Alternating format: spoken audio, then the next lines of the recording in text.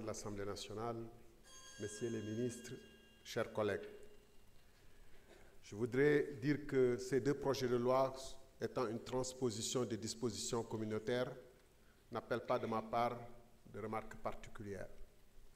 Cependant, ça devrait nous frapper et être symptomatique de l'état de fonctionnement de notre Assemblée nationale qu'on soit au projet de loi numéro 01 et 02, alors même qu'on est à la mi-février.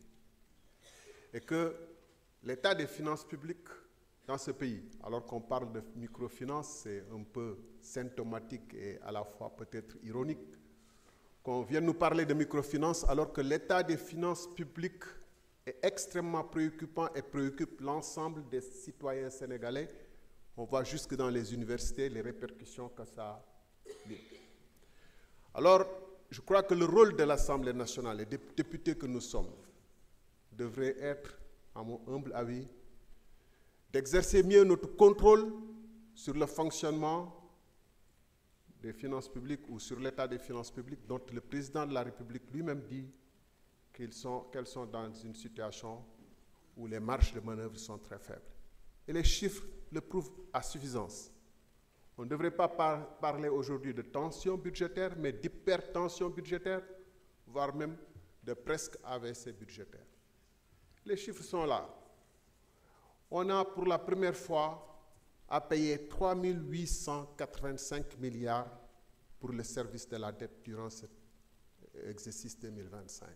Ce qui revient à pratiquement 323 milliards en moyenne par mois, même si le remboursement n'est pas étalé de manière aussi proportionnelle. Avec la masse salariale à plus de 120 milliards, puisque ça c'est la masse salariale de la fonction publique centrale, on se retrouve à plus de 440 milliards à débourser chaque mois, sans compter les bourses des étudiants, et c'est pour ça que les étudiants sont toujours dans la rue, monsieur le ministre. Alors, nous avons voté le budget, où on nous a fait voter le budget sans débat. Est-ce qu'il n'est pas temps que la représentation nationale, à travers sa commission des finances et du contrôle budgétaire, assure un contrôle plus régulier avant que l'on se retrouve dans des situations encore plus compliquées?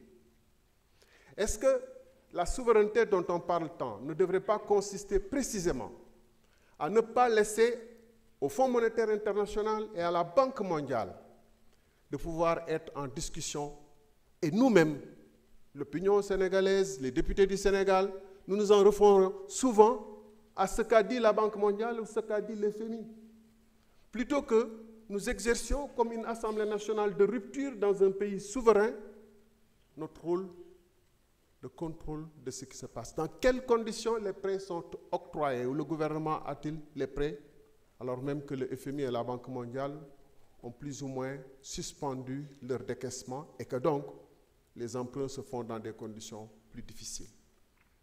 Mesdames, Messieurs, je crois que s'il y a des réformes profondes à opérer, s'il y a des mesures d'ordre budgétaire et des réorientations des financements à opérer, nous ne devons pas attendre simplement de dire au gouvernement qu'est-ce que vous voulez faire, comment, mais ça devrait être une discussion entre représentants du peuple à qui appartiennent les ressources et qui dépensent et qui attendent des résultats.